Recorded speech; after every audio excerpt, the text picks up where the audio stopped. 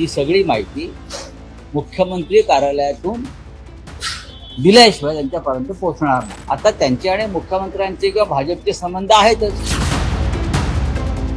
मला असं वाटतं ना, हे फालतू प्रश्न विचारणं आता तुम्ही बंद करा. प्रश्न हे विचारा. या जयकुमार रावलांचा एकही कॉल दमनियांना सापडलेला नाही का, प्रश्न पडतोय आम्हाला. कारण भाजपच्या एकाही माणसाचा कॉल नाहीये. हे भाई कुछ तो गडबडी हो रही है. सुषमा अंधारे म्हणतात की मला भाजपतीची त्याच्यात नावं नाही. त्याच्यात चंद्रकांत पाटलांचं नाव आहे की त्यांनी 8 कॉल केले. सुनील तटकरेंचं नाव आहे की त्यांनी 8 कॉल केले. बघा, अंजली दमानिया या एक सामाजिक कार्यकर्ता आहेत, पण त्या रॉच्या प्रमुख नाहीत. त्या रॉच्या प्रमुख आहेत का? किंवा महाराष्ट्राचं जे काय इंटेलिजन्स डिपार्टमेंट आहे पोलीस खात्याचे त्याच्या प्रमुख आहेत का? नाही. म्हणजेच त्यांना ही सगळी माहिती मुख्यमंत्री कार्यालयातून दिल्याशिवाय त्यांच्यापर्यंत पोहोचणार नाही. इतकी गुप्त माहिती जी आहे, इतकी गुप्त माहिती कोणी व्यक्तिगत माणूस देऊ शकत नाही. बरोबर आहे. आता त्यांचे आणि मुख्यमंत्र्यांचे किंवा भाजपचे संबंध आहेतच ना, हे का तुम्ही अमान्य करू शकत नाही.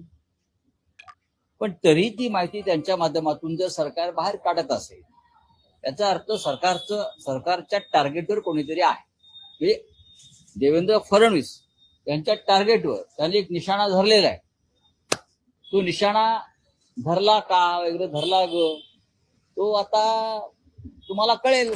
पण जेव्हा अंजली दमानिया म्हणतायत, अगदी घाईघाईने सांगतायत की हे सीडीआर आलेले आहेत, मुळात दमानियांकडे सीडीआर आले कसे?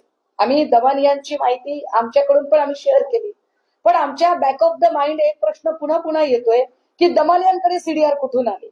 दमानिया म्हणतायत की तत्कालीन मुख्यमंत्री, शब्द वापरलाय त्यांनी, तत्कालीन मुख्यमंत्र्यांना 17 कॉल, त्याच्यातले इनकमिंग आणि आउटगोईंग असं बायफर्केशन आहे.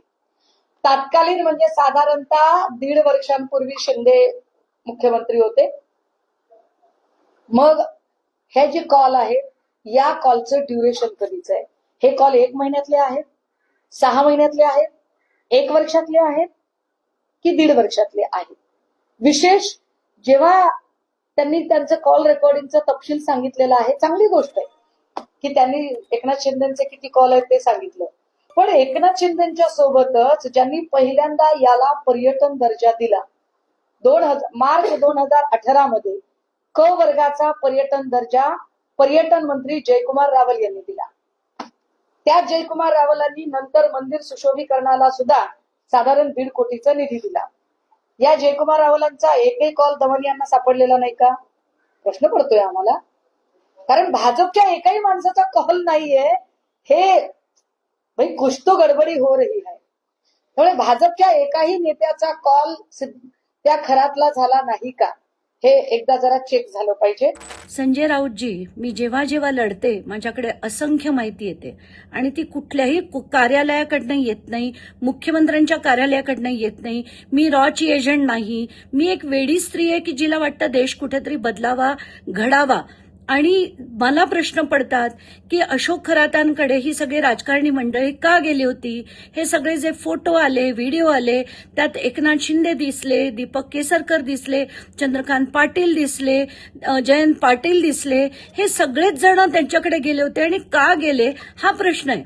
आता मला जो सीडीआर मिळाला, ज्याच्यात मी AI टूल वापरून त्याच्यात जे फोटो होते त्यांची नावं शोधली, त्या शोधल्यानंतर मला एकनाथ शिंदेचे 17 कॉल मिळाले. त्यात मी काय करू? बाहेर नको आणू का? तर तुम्हाला वाटेल की मुख्यमंत्री कार्यालयाकडनं मला मिळाली म्हणून. मला असं वाटतं ना, हे फालतू प्रश्न विचारणं आता तुम्ही बंद करा. प्रश्न हे विचारा की शिंदेनी 17 कॉल कशासाठी केले, 21 मिनिटं ते काय बोलले, हे प्रश्न नाही पडत तुम्हाला.